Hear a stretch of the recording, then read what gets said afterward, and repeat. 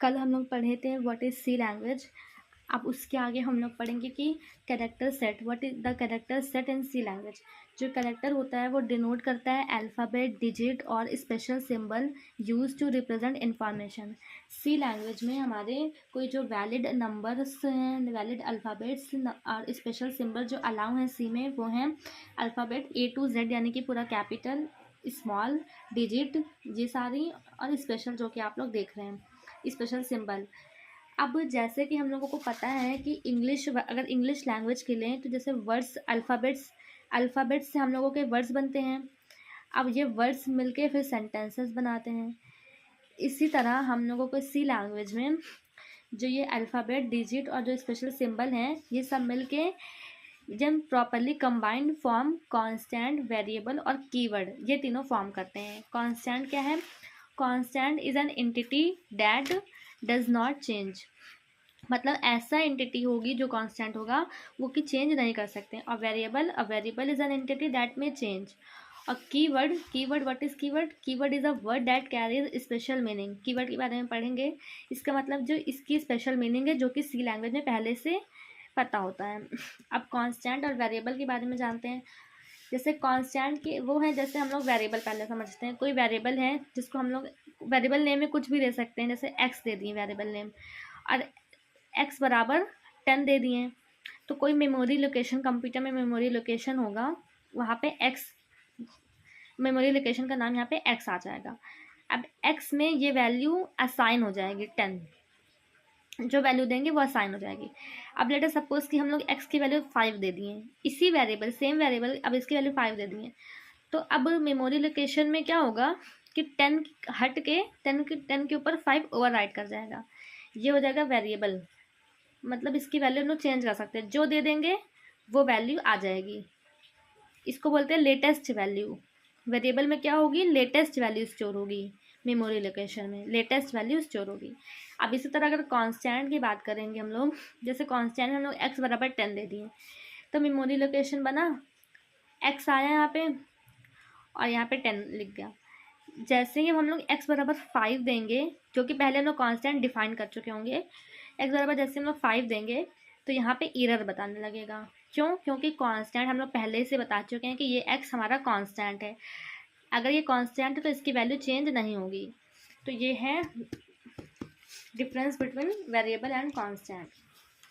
और कीवर्ड के बारे में अभी हम लोग आगे जानेंगे। अच्छा, अब तीनों के बारे में, तीनों के टाइप जान लेते हैं। अब टाइप्स ऑफ कांस्टेंट, ये दो तरीके के होंगे, एक प्राइमरी और एक सेकेंडरी। प्राइमरी में हमारा integer constant, real constant, character constant, और सेकेंडरी में एरे, पॉइंटर, स्ट्रक्चर, यूनियन का। पहले प्राइमरी हम लोग देखेंगे। इंटीजर कांस्टेंट कैसे होगा? इंटीजर वैल्यू रख सकते हैं, जैसे कि 1 2 माइनस का 3 प्लस 7 8 2 ऐसे।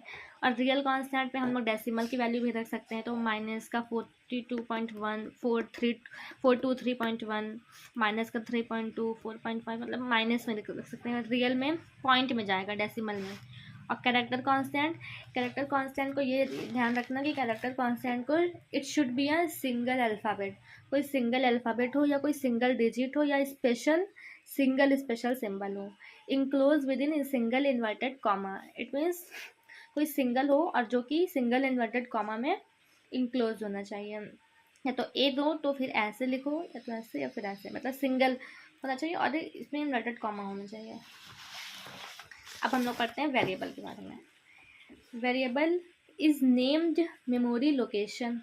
नेम्ड मेमोरी लोकेशन का मतलब समझे, जैसे कि कुछ भी हम लोग नाम दिए, वेरिएबल का नाम ए दे दो, तो वही कंप्यूटर मेमोरी में मेमोरी बनेगी, वहाँ पे ए लिख जाए, वो उसका नाम हो जाएगा। अब इसमें जो भी वैल्यू दोगे वो इस मेमोरी में जाएगा। Variable is named memory location, it is use to store value. इसके अंदर हम लोग क्या कर सकते हैं? वैल्यू को स्टोर कर सकते हैं।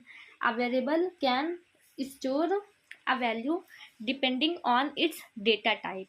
अब यहाँ पे आगे डेटा टाइप, इसके बारे में हम लोग अभी डिटेल में पढ़ेंगे। डेटा टाइप के अकॉर्डिंग ये वैल्यू को स्टोर करेगा।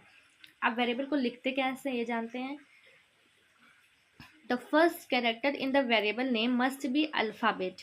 एन अल्फ़ाबेट मतलब अल्फ़ाबेट होना चाहिए पहला कैरेक्टर, और अंडरस्कोर भी चलेगा, पर अल्फ़ाबेट होना चाहिए, याद कर लो।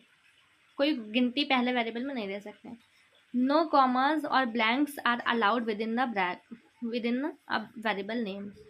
अ variable is first declare then use. Variable को सबसे पहले हम लोगों को डिक्लेयर करना पड़ेगा, और कैसे डिक्लेयर करना पड़ेगा? With the help of data type. Data type के बारे में पढ़ेंगे। वेरिएबल डिक्लेरेशन कैसे होता है? सबसे पहले हम लोग लिखेंगे डेटा टाइप, उसका डेटा टाइप क्या है, फिर variable name. Let us suppose कि हम लोगों को कोई वेरिएबल देना है जिसमें सिर्फ और सिर्फ इंटीजर वैल्यू आएगी। इंटीजर वैल्यू के लिए तो हम लोग डेटा टाइप लिख देंगे INT, इंटीजर के लिए। और कुछ भी लिख सकते हो, नेम भी लिख सकते हो, एक्स लिख दो, अकॉर्डिंग टू योर नीड कुछ भी लिख सकते हैं। अब डेटा टाइप के बारे में हम लोग पढ़ेंगे कल। पहले कीवर्ड देख लेते हैं। Keyword are the words whose meaning has already been explain to the C compiler.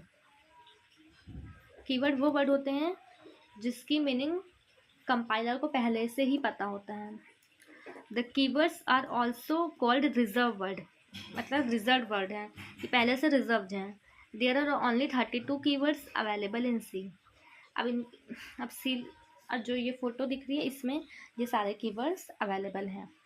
अब हम लोग कल फुल डिटेल यानी नेक्स्ट वीडियो में फुल डिटेल में पढ़ेंगे व्हाट इज़ डेटा टाइप, इसके टाइप पढ़ेंगे,